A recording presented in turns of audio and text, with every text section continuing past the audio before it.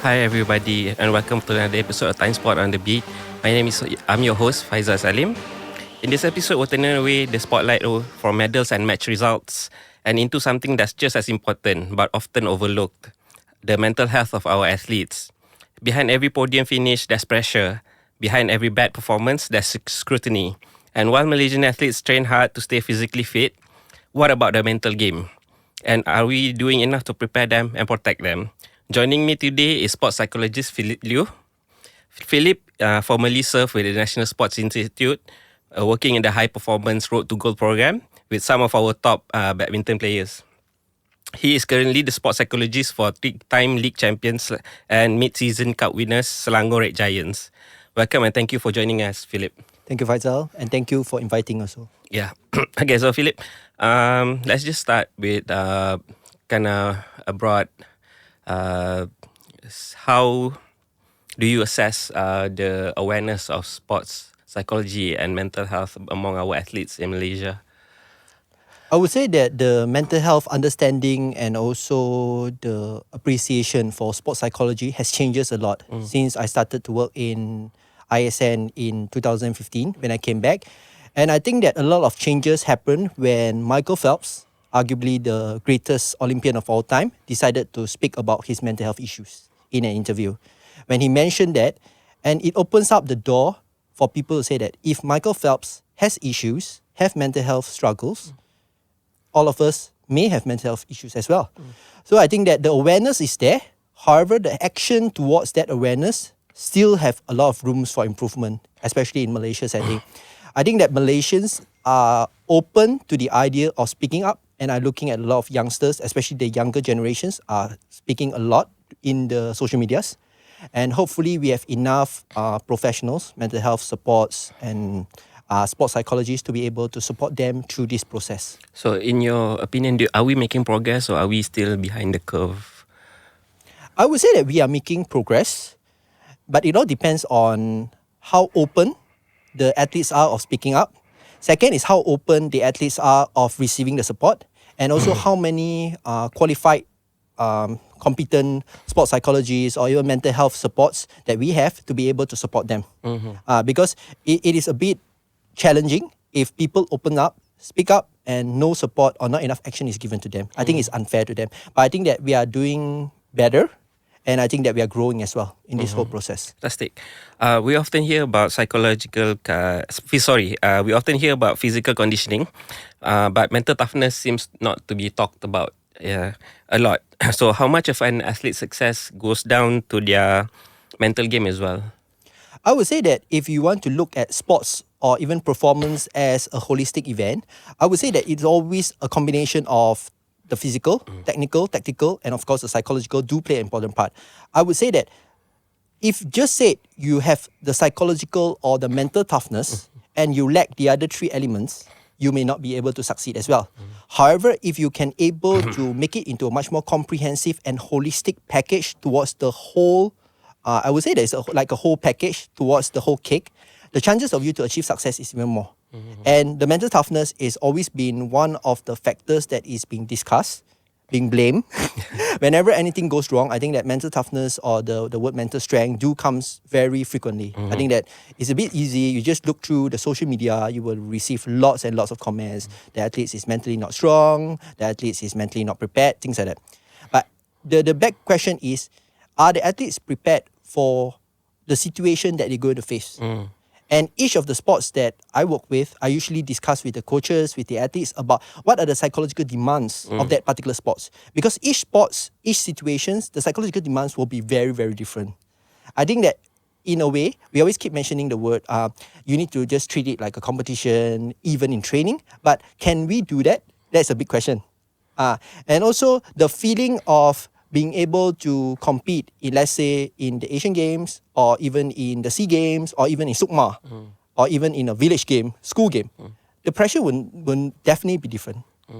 So how do you be able to assess it and how do you be able to be, I would say, practice your mental strength and your mental toughness plays a very important role in this. So going back to what you said, it's like a whole package. So it needs to go side by side with the physical training of the athlete himself. and not only be brought on when the athlete is facing some sort of trouble mentally. Yes, and I think that the most impressive or usually the most effective, I would say, like the most effective psychological training that I've seen and I've worked with is that the coaches and the athletes and us work together and use it in all facet of your training sessions. Because I think it's a bit unfair or it's a bit weird if, let's say, you only bring an athlete in for a session. Or let's say for a week, you only have one psychology session, you bring them into a classroom setting, and all of a sudden you do psychology. But it's not. And this is the question that I usually ask to coaches and also the athletes. When do you train psychologically? And people will be like, oh, okay, we do it this and that. But actually, every single day, the moment when you start wake up, till the moment you go for training, you do psychology training, physical training, your SNC training, your tactical training, actually psychological is always a part of that training process. You cannot just say that, oh, now I'm going to use psychological training. It doesn't work this way. But having a comprehensive or unique psychological training or assessment or what we say as a PST training is useful, but it needs to be integrated into your whole multifaceted practice or even the process. Then you only have an effect. If not, it'll be a bit difficult because people will keep mentioning, oh, I just come into the classroom setting and I do a psychology session. But the problem is when you're competing on the pitch, in the field, it's not in the classroom. It needs to be able to integrate and to be applied on field, then only it will work. So basically, what you're saying that it's not just bring the athlete in for a session in a office setting, let's say, but also need to go to the ground when they are training, and also the psychologists need to observe and also maybe bring up whatever is there observed during the training session. Is that? Yes, definitely. I would say that having an understanding, I would say that it's across different steps or even different factors. One is that before you start your session or even before you start your psychological assessment or understanding, I think that having them in a classroom setting will be useful. To just explain about what sports psychology is, you have an understanding about what it is. Like an introduction. Yes, an introduction session. Then it's about how do you teach them the psychological skills training, like the common one that we use, the self-talk, the goal setting, the imagery, or even the relaxation techniques. When you practice it, I would usually hope that this is practiced in the training setting environment. Because this is where we want them to be able to utilize it and implement it when they're under pressure. And it is usually in the pitch or even in the training setting. And having a sports psychologist or even have a practitioner to be able to be there and you look at how they train, how their body language is, and I would like to observe what happens when they make a mistake. What is their reaction? What is their reaction? And do they able to bounce back? How long they are able to bounce back? Because at the end of the day, it's about we can have a real life understanding about how the athletes feel. Of course, when you ask the athletes will be like, yeah, how are you feeling? Yeah, good, fine. But I always like to tell my athletes, you do not need to tell me how you feel. At times, I just need to see how you feel and I can know. Then we will discuss further about, during this particular scenario, if you have I think that why we mentioned about the multifaceted sport science element is that, let's say if you have a videographer, a performance analyst who is recording the athlete's reaction, like usually what we do with hockey players, like I was working with, we work closely with the video performance analyst. Then we can see that if, let's say, an athlete lose the ball, what is his reaction after this? I think that when you discuss with the athletes with evidence, it is much more impactful as compared to asking the athletes to think about, oh, what happens when then and that. Maybe at times we cannot be able to think about it.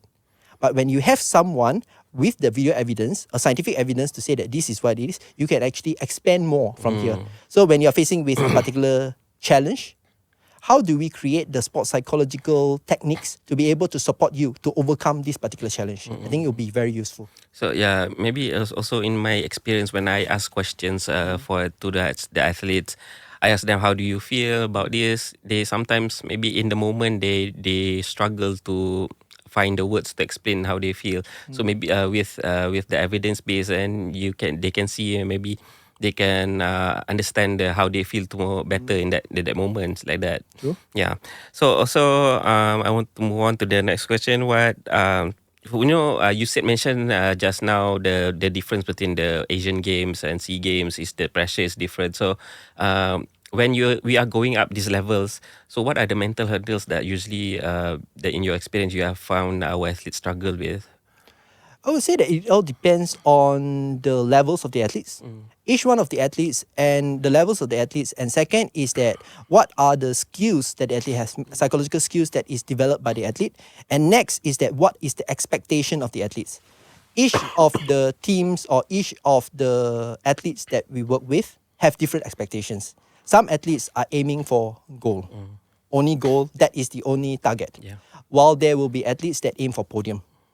For athletes, there will be participations and learning, gaining experience. So each of the different expectations will come with each of the different psychological demands.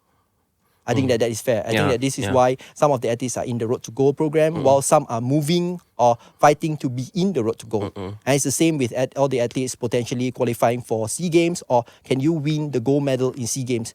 So I would always say that when this particular scenario arises, this is the biggest psychological demands that you need to be able to identify and to be able to discuss with the coaches. Because when you cater or when you design a sports psychology program, these are the elements that needs to be integrated.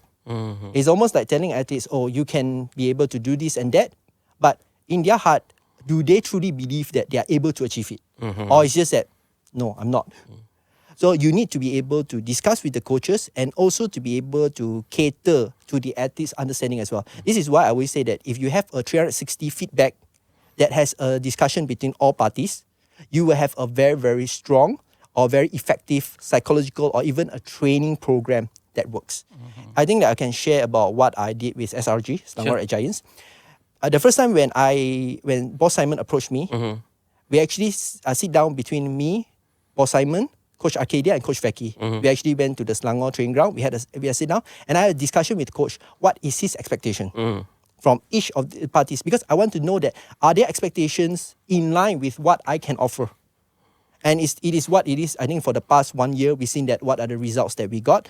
That means that the values, I always mention to the word, the values, the identity, the culture, and the environment. All these elements need to be in line with the psychological demands. Then only that particular program or that process will work. So I would say that this is among the biggest challenge that you will face, is that if you are not able to cater to these 4 elements, this is why sometimes we can see that the psychological process doesn't fully being effective. It's almost like you are having this particular challenge, but the skills that you have is inadequate. So you'll feel very, very challenging. However, if let's say this is the challenge that you face and you are developed and you are ready adequately to face the challenge, you have a better chance of achieving success. I'm not saying that when you do this particular psychological training, you're definitely delivering medals or success. It's not guaranteed. It's not guaranteed. But I always say that you can increase the possibility of success. So previously we have spoken before, and you mentioned that sometimes Malaysian athletes they are too humble. They don't envision themselves being successful, or they are afraid to say that they want to win, because sometimes they don't want to invite too much pressure on themselves. So you know, what is it really important for them to like have that visualization and that belief within themselves that they can win, they should imagine themselves on top of the podium with a gold medal around their neck? That is part of the imagery process lah. If we do visualization, do imagery, definitely you'll be able to think about what is the image of success means to you. And I think that we need to be very precise, is that the meaning or the definition of success is different for each of the different athletes. As we mentioned earlier, like some athletes will be aiming for gold, some will be podium, some will be participations, each one of you. But I would always have a say with the athletes, and you have to decide what does success means to you. And that is where you'll be able to show, or you'll be able to work towards the goals that you set. And usually the word, the humbleness is that, I think it's a good trait to be humble. And I think that is always being emphasized. If you are humble, you'll be able to work more you show more dedication, to show more commitment towards it. But at times, I notice that because of the social media, I think the rise of the social media, people tend to criticize you when you mention a particular achievement that you want to achieve, people will be on social media will be there. Is this what you want or things like that? And at times we tend to become too humble and we tend to not mention anything. But I'm okay with athletes not mentioning their targets, but make sure that in your heart, in your mind, you have a target. Because for some, although they do not speak it out, verbalize it, visualize it, but they are able to know what they are aiming for. And you can see that a lot of those top level athletes, they do not speak that much, but you know that they are laser focused towards it. And they are quite, they know, like I said, they know what their plan is, what their goal is, and they know how they're able to achieve it. And I think that is always been the most important thing. But it all goes back to your understanding with your athletes, and also how much trust do the athletes have with you as well to be able to speak up. Because that trust is not just towards the coaching staff or even not towards us, it's about your trust to yourself. Your own potential. I think one word that I usually tend to emphasize to the athletes is that at the end of the day, at the end of the road, I hope you achieve your potential. And do you know your potential? That's the question. Because when you speak about your goals, when you imagine about your goals, you imagine what success means to you, it's all about you trying to achieve the potential that you have and work towards it. And that is, I think that's the biggest satisfaction when you see an athlete able to achieve the potential that he or she has. But also I feel like culturally we are Asians, Southeast Asians, we are taught to be humble, but it doesn't. Sometimes we are too humble, but you're saying that that's not a huge problem. But the athlete themselves might have that target within that belief within themselves. Is that it? I would say that it is more like a mindset. Yeah. If let's say what they are saying, like they do not truly believe that they're able to achieve it, and it becomes a mindset, it becomes a belief that can detrimentally affect their performance, then something needs to be done. If let's say they are humble, they are okay with it, their mindset is strong enough, and they are able to achieve the success they achieve, I think it is reasonable. Because it's almost the same like when people talk about, do you need to have a positive mindset or do you need to have a negative mindset? I've seen before athletes that have very negative mindset still able to perform extremely well. Wow. Because for them is that although we have a negative mindset, I always say that it's okay because as long as you are human, you do have negative mindsets. Yeah. But how do you package that negative mindset and how do you put a positive mindset behind a negative mindset? Just for example, this is usually what we do with the athletes. I couldn't do it. This is the normal word. Can I do it? But you can always put the word but. I couldn't do it, but I will do a positive reinforcement behind. All of a sudden, now it becomes a much more productive word. But you couldn't stop the negative mindset from happening. Yeah. It's almost like telling people, don't think negative thoughts. Yeah. It's a bit difficult. Yeah. It's okay to think about negative thoughts, but you need to put something behind to make it much more positive and give it a much more directional factor towards it, then it will work. That's why usually when people keep mentioning to me, think positive, I think I can seriously tell you it's extremely difficult to just think positive when you're facing with the challenges that you face, especially in the major games. But you're able to overcome the challenges by coming up with very realistic and reasonable, I would say that directional information. And also I would say that it's almost like a prompt for you to be able to overcome the challenges that you might face. Yeah, because I think like as human beings, we don't have to talk about athletes, just a normal everyday person, we tend to pay attention to the negative more than the positive.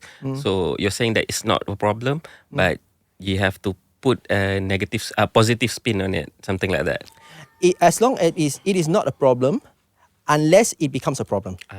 If let's say the thoughts or your mindset or the way you act becomes too negative until it becomes an illness, it's a diagnosed illness, then we definitely need to do something about it. Okay, good. However, at times we tend to become too sensitive. Any single negative thoughts or any symptoms, we tend to over-diagnose. It was like, something is wrong. But actually, it's not. It's a normal human being. I usually tell my athletes, as long as you are alive, you are not a robot, you will have negative thoughts. But how much the impact of the negative thoughts influence your sporting performance and most importantly, your life, determines the next act of action.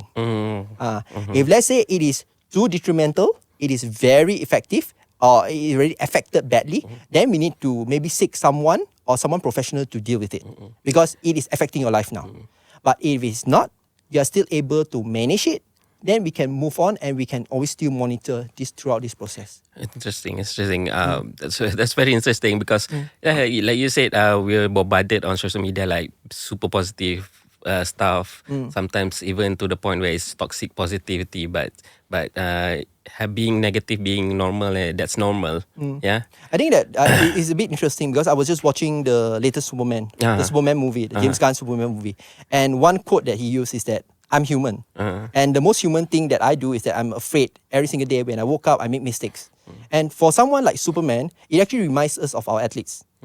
Athletes, if you really look at them, they are being idolized. Yeah. People look at athletes like being idolized. They can't make mistakes. They are perfect. But actually, athletes are normal human beings doing extraordinary stuff. And they are almost like Superman. So they have to be open to the idea about they can be vulnerable at times. It's almost like no athletes or no teams in the world will win every single game. The greatest team of all time, I think that this is one thing that we mentioned to SRG especially. The greatest team of all time, the New Zealand All Blacks team, their winning percentage is 83%. Yeah. So that means there's 17% chances of them losing as well.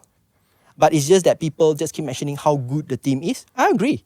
But they do show vulnerability as well. But most importantly is that do you have the capacity and the skills to be able to bounce back and overcome the challenge? But it doesn't mean that overcoming challenge doesn't mean that you are completely invincible. There's no wrong.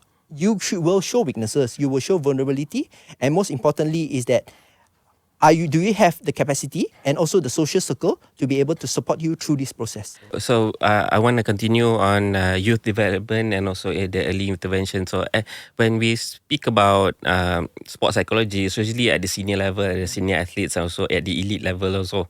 So what about the younger athletes? In your experience, how does that implementation happen, or is it even happening?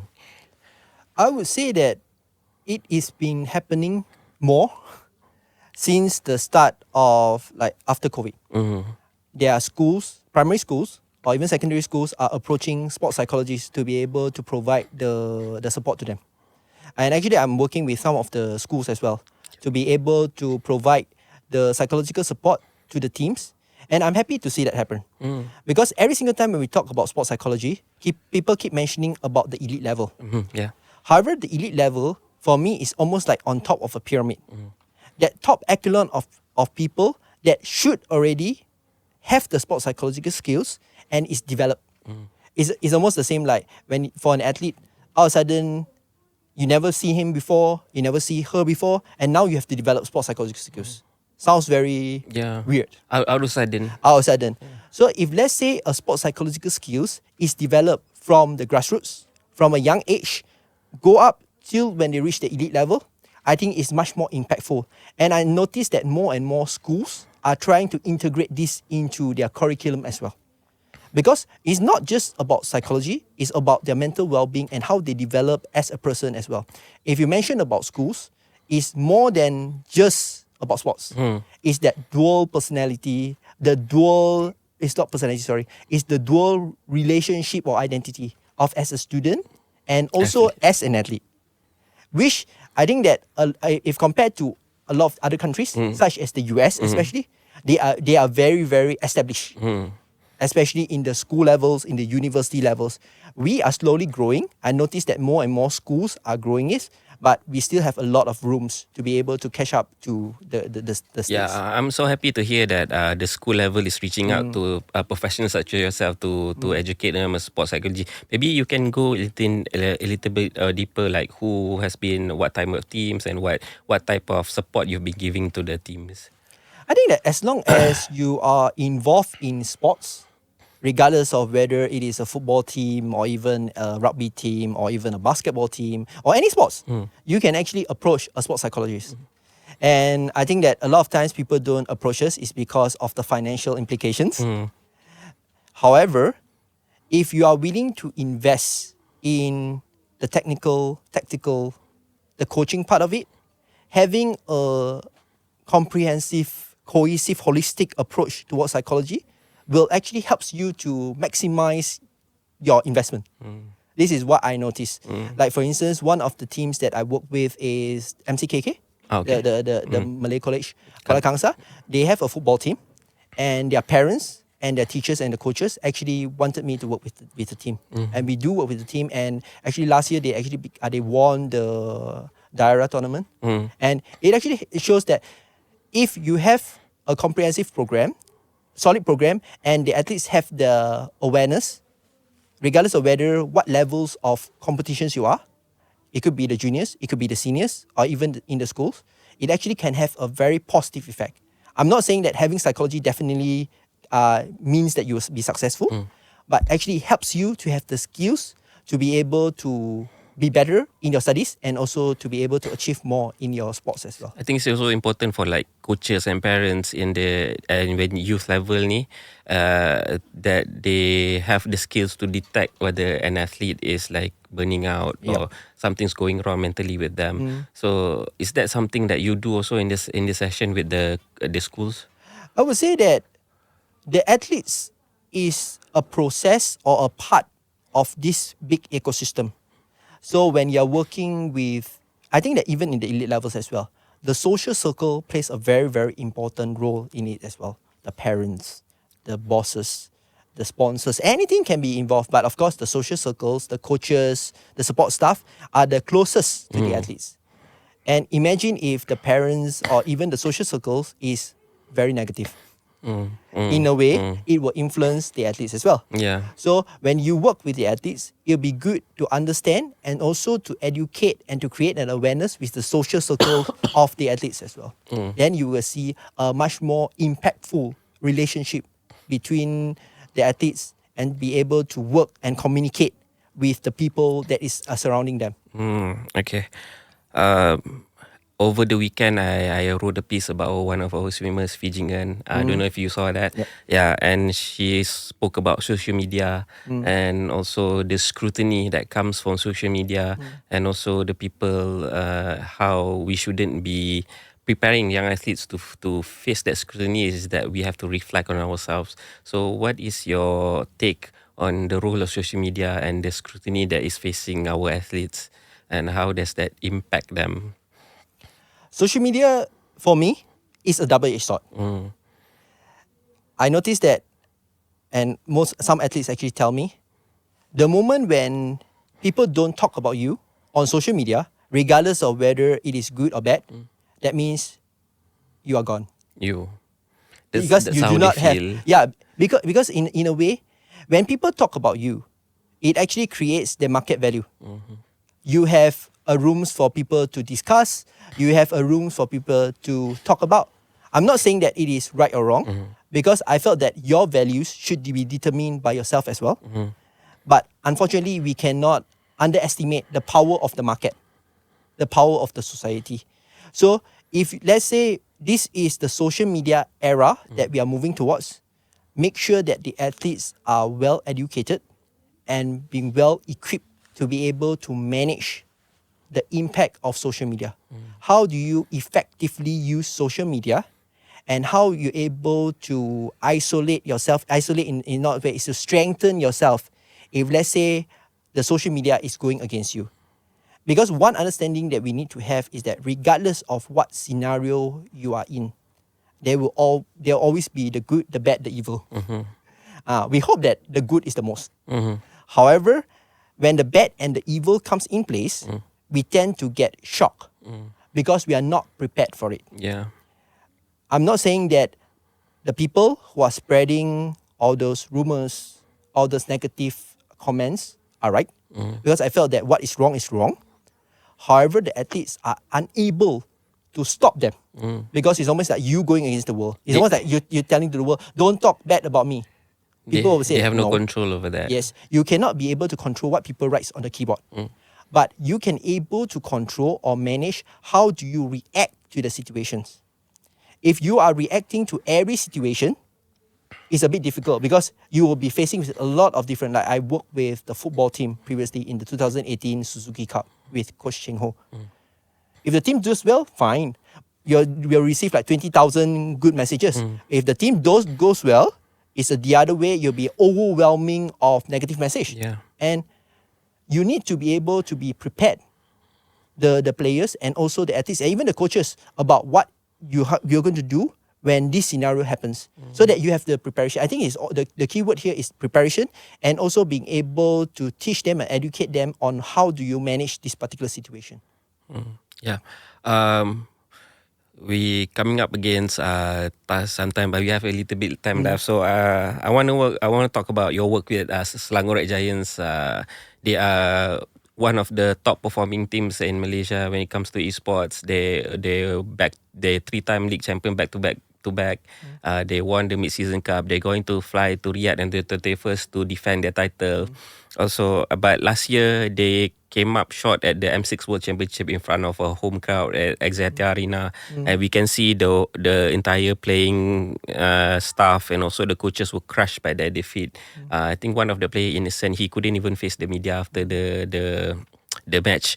So when you are faced with that type of crushing defeat, crushing blow, how do you like get in there and maybe assist with the players and to manage those overwhelming disappointing emotions that they are feeling in the moment? I think that if, let's say, the players, the coaches, the team is not disappointed or do not have that feeling, something is very weird. Yeah. Something is very Yeah. weird. That means you are happy by losing. Yeah. Then something is weird. As long as you put in the dedication, you still want to win, that kind of emotions will happen. Because this is almost like a negative reaction towards a negative event. But one thing that we learned from the team is that how can we work harder and do better to avoid the possibility of that particular feeling to happen again. And that is where I say that from a negative scenario, how do you create the positive journey or outcome to create that whole to be much more productive? Yeah. So regardless of whether you are the coach, you are the team, you are the psychologist, or you are anyone who is involved in the team, I'm definitely sure that every single defeat, we take it personally. But how long do you take it personally and how long do you feel down or disappointed is determined by you. Some people will take ages, but some people were able to bounce back. For instance, we take Yannick Sinner, who lost in the French Open in 5 sets to Alcaraz. And look what happens in 3 weeks' time. He managed to beat Alcaraz in Wimbledon. It showed that confidence is not about falling down, because falling down is a process that every one of us will face. But are you able to bounce back? And are you able to bounce back together as a team to achieve the next target that we're aiming for? Because like it or not, what happens had happened. We hope that we have given our best, wish we have given our best. However, the outcome was not what we expected. But it doesn't stop us from keep working hard to achieve the future targets that we are aiming for. That's very interesting to hear as well. And time flies when you're having great conversation. So thank you so much for listening to Timesport On The Beat. I'm your host Faizal Salim, and our guest Philip Lew. We hope you enjoy our session. You can listen to the podcast on Audio Plus, Spotify and Apple Podcasts. Thanks again, and I hope you will join us again next time. Thank you.